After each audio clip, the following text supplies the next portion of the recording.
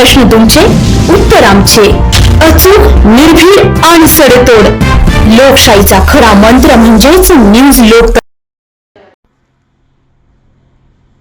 नमस्कार, आपण पाहत आहात न्यूज लोकतंत्र 18. संपूर्ण महाराष्ट्रभरात डिझेलचा साठा कमी झाल्याची बातमी वाऱ्यासारखी पसरल्याने ग्रामीण भागात मोठी खळबळ उडाली आहे. येवले तालुक्यातील पाटोदा येथे डिझेल भरण्यासाठी शेतकऱ्यांची तुफान गर्दी केल्याचे पाहायला मिळत आहे. शेतीची मशागत सुरू असल्याने वाहनासाठी पेट्रोल डिझेलची आवश्यकता असताना अचानक इंधनाचा तुटवडा झाल्याने वाहनधारक, शेतकरी, नोकरदार, कारखानदार आणि व्यावसायिक यांची चांगलीच दमछाक झाली आहे. यामुळे इंधन मिळवण्यासाठी प्रत्येकजण रांगेत उभे असल्याचे सध्याचे चित्र आहे. परिस्थिती इतकी गंभीर आहे की डिझेल मिळवण्यासाठी घरातल्या अवृद्धांसह लहान मुलांनाही पंपावर तासनतास रांगेत उभे राहावे लागत आहे.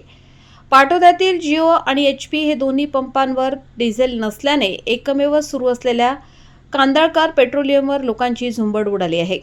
पेट्रोल डिझेलसाठी नागरिकांची झुंबड उडाल्याने मालक वाल्मिक कांदळकर स्वतः मैदानात उतरलेत व प्रत्येकाला सहकार्य करण्याचे आवाहन केले.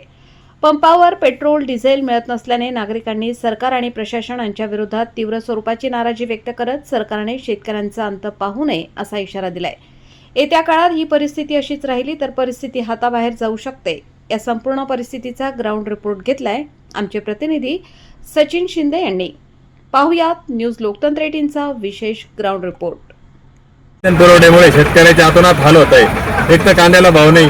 शेतकऱ्याच्या शेतामध्ये जे नांगरणी व करणी आहे ते ट्रॅक्टरच्या माध्यमातून केलं जात आहे. 2-2 तास लाईन लावून पण डिझेल पेट्रोल भेटत नाही आहे. आणि जे काय माल शेतकऱ्याचं कुटुंब चालवण्यासाठी ज्या पैशाची गरज आहे, एकतर शेतीला भाव नाही, त्याच्यात डिझेल कमतरता, यामुळे आतोनात शेतकऱ्याचेच हाल होत आहे.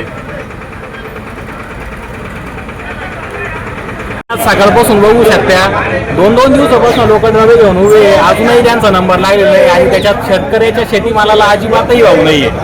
आणि आज ही गर्दी बघा, सगळे 2-2, 3-3 दिवसापासून इथे डब्याला घेऊन उभे. सरकारने या धोरणाकडे थोडंसं लक्ष दिलं पाहिजे असं आम्हाला वाटतं. तुमचं काय मत आहे? असं नको मत सांग.